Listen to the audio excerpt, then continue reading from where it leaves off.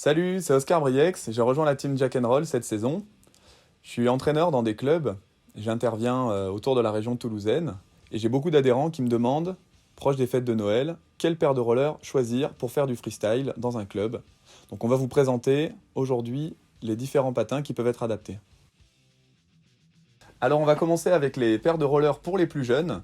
Ils sont plus légers, ils ont les pieds qui grandissent. Donc les distributeurs ont préparé des produits qui sont évolutifs, qui sont réglables. Ici on va commencer par une première gamme chez Rollerblade avec les Microblade. C'est les patins qui sont ici. C'est un patin que je préconise pas forcément pour progresser en freestyle, mais qui peut être tout à fait adapté pour découvrir, qui propose un modèle léger avec la platine en plastique, avec une coque qui est souple. Dès que les patineurs vont commencer à passer les 30-35 kg, à appuyer un petit peu plus fort, ce sera un patin qui risque de manquer de précision. Il comporte un frein ici que l'on peut retirer, et le plus de ce modèle, c'est qu'il est réglable sur 4 pointures. Alors, toujours chez Rollerblade, on va avoir le modèle Apex ici, qui est la version évoluée plus adaptée au freestyle. Moi, c'est un petit peu mon coup de cœur, du coup, cette saison, sur les modèles qu'il propose, parce qu'on a une boucle micrométrique, une coque qui est rigide, donc qui va vraiment maintenir le pied, avec un chausson qui est quand même bien confortable. Il est distribué en plusieurs tailles, il peut monter jusqu'au 40 et demi. Donc de mémoire, il doit y avoir un modèle du 37 au 40 et demi, un du 34 au 37 et un du 32 au 34. Donc il y en a un petit peu pour tous les goûts. Et puis ce qui est sympa, c'est que les diamètres de roues évoluent aussi. Donc on va trouver des plus petites roues sur le plus petit modèle en 68 mm et des plus grandes roues sur le modèle que vous voyez ici qui va jusqu'au 40 et demi. Alors toujours chez Rollerblade, il y a le Cyclone qui lui est conçu vraiment comme un roller adulte en miniature avec un jeu de semelles. On va pouvoir régler un petit peu la taille à l'intérieur et il a un anthrax classique ici sous la platine, donc ça peut permettre à terme de faire évoluer la platine, cependant la coque n'est pas articulée. Alors chez FR Skate, notre marque française, vous avez un super platin qui a été développé. Anciennement, il y avait le FR Junior qui est devenu le FRJ, voire FRJ Club. Donc les principales différences entre ces modèles, c'est que il y a la platine qui a évolué, c'est une platine qui est rockerable. Vous pouvez en réglant un petit axe faire passer la platine en banane ou en rocker à l'envie, ce qui est un vrai plus dans l'apprentissage notamment du slalom et du skate cross. Et toujours avec un système de semelles. Donc comme celle-ci, en mettant la semelle à l'intérieur, on va pouvoir aller chercher une pointure en plus. Le patin est censé vous accompagner sur 3 à 4 pointures. En réalité, la coque n'est pas articulée. Donc c'est un patin qui, par rapport au modèle de Rollerblade, sera un petit peu plus massif, un petit peu plus lourd, mais aussi plus précis, plus confortable et plus évolutif, parce que c'est un vrai anthrax ici. Donc si un jour votre patineur veut s'essayer à une nouvelle platine, eh ben, ça va convenir également. Voilà, alors un petit mot rapidement sur le patin Powerslide bleu qui est tout là-haut. C'est un modèle 3 roues. Moi, pour l'apprentissage du freestyle en club, c'est quelque chose que je déconseille, puisque le 3 roues, de par la hauteur et de par le manque d'accroche, risque de moins bien répondre, que ce soit pour le slalom, que ce soit pour le skate cross ou que ce soit pour le saut. En revanche, si vous êtes sur une pratique urbaine avec beaucoup de déplacements, eh ben, ça va proposer un petit peu plus de roulage. Alors on va commencer avec un premier modèle coup de cœur pour le freestyle. Donc si vous faites du speed slalom, du slalom figure, du skate cross, voire même de la hauteur pure, vous avez le FRJ Club de chez FR Skate qui est très intéressant. Déjà parce que c'est un vrai patin, il n'est pas réellement articulé, donc très robuste, avec un chausson qui est quand même relativement confortable et évolutif, avec ce petit système ici de semelles que vous glissez à l'intérieur. La semelle vient rajouter de l'épaisseur à l'avant, à l'arrière et sur les côtés. Il y a déjà une semelle préexistante, on la rajoute en superposition. Ça permet de rendre le patin maniable et efficace, même si on a 2 pointures de moins que la taille maximum. Vous avez dessus une platine en aluminium qui est rockerable. Donc on a ici des petits axes, tout simplement, que l'on va retourner. Donc de l'autre côté, vous avez un pas de vis que l'on enlève. Et de l'autre côté, cet axe qui a une forme ovale vient se mettre dans l'autre sens, ce qui permet de rehausser la roue. Et l'intérêt de ça, c'est qu'avec la même platine, vous pouvez passer en flat, en banane, relever seulement la roue de devant, relever seulement la roue de derrière. Et donc pour ceux qui veulent être plus à l'aise en slalom grâce au rocker, notamment chez les plus petits, pour qui c'est un peu difficile d'appuyer fort au sol pour déplacer les appuis, et ben ça peut être très sympa de pouvoir repasser en flat quand ils vont faire derrière du skate cross ou ce genre de choses. On a tout ce qu'on attend d'un patin de freestyle réussi, à savoir une boucle micrométrique, une boucle en haut, un grand lassage. Alors petit désavantage de ce lassage, il est fastidieux, il faut mettre les doigts vraiment dans le patin, il faut tirer un petit peu fort, c'est pas toujours facile. Il passe par la coque, mais il passe aussi par le chausson. Et puis, un petit point fort du patin, finalement, c'est le lassage aussi, puisque ce lassage, il permet d'avoir vraiment un serrage qui est optimal sur tout le patin. Alors, pas toujours facile à faire pour les plus jeunes, mais sur un patin comme celui-là en plastique, qui donc n'est pas le patin le plus précis comparé à un patin haut de gamme en carbone, ça permet d'avoir quand même un maintien du talon à l'intérieur et puis aussi du pied dans la coque du patin qui est complètement satisfaisant. Donc c'est un coup de cœur, ce petit patin, il est robuste, il durera et en plus on peut changer la platine à terme, on peut changer les boucles, on peut changer le lacet, voire même changer le chausson, donc c'est un investissement qui est pérenne pour un patineur.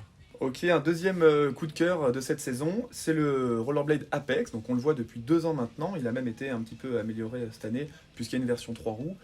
Moi je ne la préconise pas cette version 3 roues, je pense que notamment pour les plus jeunes, le 4 roues a beaucoup plus d'avantages si vous faites du freestyle en club, donc si vous faites du slalom, du skate cross, de la hauteur pure, etc. Ce patin il est réglable, il a 4 tailles réglables tout en étant un vrai patin de freestyle. Donc ça c'est son gros point fort, pour moi c'est inédit, c'est un premier. Anciennement, tous les patins qui étaient réglables étaient des patins de fitness, donc pas vraiment pour faire du freestyle. On a tout ce qu'on attend d'un vrai patin de grand, quoi, entre guillemets. Donc, un collier de serrage en plastique, une boucle micrométrique qui, ma foi, est relativement robuste et qui est en métal, donc ça on apprécie. Une boucle de serrage en haut et un lassage juste en bas qui est relativement facile à serrer avec aussi de l'amorti au niveau du talon. Donc le patin se règle très facilement avec une belle gâchette là qui est quand même bien usinée. C'est une gâchette avec un gros ressort, elle est en aluminium donc le système fait robuste, très facile, on remonte la gâchette, on pousse dessus et là ça y est, on a le patin qui a déjà redescendu d'une pointure, il est réglable sur 4 pointures. On le trouve avec différentes tailles de roues, 76 mm pour la plus grande pointure, ici qui va du 37 au 40,5, et puis ça descend en 72 puis en 68 pour les plus petites pointures. Les atouts de ce modèle, c'est finalement son poids, son côté articulé en fait un patin léger, et pour nos patineurs débutants, surtout pour les enfants, surtout pour ceux qui font encore moins de 40 kg de poids de corps, et bien finalement avoir un patin qui est léger, ça va être un gros atout, parce qu'avoir un patin massif quand soi-même on est léger, ça rend toute une série de gestes difficiles, notamment l'apprentissage du saut, des départs, etc. Donc un rapport qualité-prix pour moi qui défie toute concurrence actuellement, le Apex Junior est vraiment un super modèle pour découvrir le freestyle. Alors on va maintenant présenter la gamme de produits pour les adultes. Si vous chaussez plus que du 40, si vous pesez plus que 50 kg, il va vous falloir du maintien sur les rollers. C'est pour ça qu'ici vous avez principalement des patins avec une coque qui est rigide. Le choix principal en termes de technique va être, est-ce que je pars sur un patin milieu de gamme qui est en plastique, donc avec une coque en plastique, comme les modèles qui sont ici, ou est-ce que je pars sur un patin plus premium avec une coque en carbone, comme celui-là, ou la gamme qui est juste en dessous. Alors, chez Rollerblade, ici, on va avoir une gamme qui commence avec les RB Cruiser et qui va venir évoluer jusqu'ici au Twister Edge. En termes de caractéristiques, tous ces patins ont la même idée, c'est une boucle micrométrique sur le coup de pied sur les 2 modèles, c'est une coque qui est rigide, un collier de serrage, un lassage, une platine extrudée en alu et des roues en polyuréthane avec des roulements de plus ou moins bonne qualité. Et plus on va avancer logiquement dans la gamme de prix proposée par la marque, plus on va pouvoir arriver vers des roues de meilleure qualité et une platine de meilleure qualité. En termes de technologie, il n'y a pas fondamentalement de grosses différences. Un petit plus sympa des Twister Edge et des Twister XT ici, c'est la semelle que l'on peut mettre à l'intérieur pour un chausson un peu plus près du pied. Voilà, donc ceux qui ont peut-être le pied entre 2 pointures, entre 2 tailles de coque, vont pouvoir aller chercher un petit peu plus près de leur pied pour un confort qui va être accru. Du côté de FR Skate, donc là on va trouver exactement le même concept, avec boucle micrométrique, voire même scratch sur leur modèle plus bas de gamme. Et puis au fur et à mesure qu'on va avancer dans la gamme, on va trouver du coup des roues de meilleure qualité. Ici on passe des roues King aux roues Street Invader de bien meilleure facture. Il y a aussi des roulements qui sont un petit peu supérieurs. La platine évolutive que l'on trouve sur ces 3 modèles, et ici une platine de luxe un peu plus haut de gamme qui sera en flat mais qui offrira plus de réactivité. Le coup de cœur de cette sélection, c'est ce modèle premium mais qui est au prix d'un patin plus abordable, en tout cas qui se situe vraiment entre 2 gammes, là où on va avoir des modèles entre 190 et de 150-300 euros sur les coques en plastique, on a ce modèle-là qui se situe à moins de 500 euros fin 2022. Donc l'idée c'est qu'on va profiter d'une coque qui est en carbone, donc le chausson il est un petit peu différent, c'est un chausson qui est intégré, il n'est pas amovible, on ne peut pas l'enlever, donc c'est un patin qui est beaucoup plus près du pied, beaucoup plus réactif, beaucoup plus performant, il va avoir aussi un fit un petit peu différent des autres produits de la gamme FR, puisque un petit peu plus fin, plus près du pied, tout en proposant un petit peu de liberté au niveau de la cheville ici. Moi, c'est quelque chose que j'apprécie beaucoup, notamment pour les départs, les accélérations, etc. Ici, il est monté avec une platine qui est adaptable elle aussi, mais qui est un petit peu plus haut de gamme que celle qu'on retrouvait sur les FR2 ou les FRJ Club de tout à l'heure. Il a tout ce qu'on attend d'un patin premium, définition irréprochable, une boucle micrométrique de qualité sur le coup de pied, une boucle ici en haut. Donc voilà, si vous hésitez un petit peu au budget à mettre dans vos patins, et bien là vous avez un patin avec un super rapport qualité-prix et qui va venir concurrencer selon les usages, selon la taille du pied aussi et sa forme, des modèles qui parfois peuvent être à 6, 7, voire même 800 euros. Alors tous les patins qu'on a présentés sur la gamme précédente étaient en 4x80 mm, donc comme ce modèle, juste ici.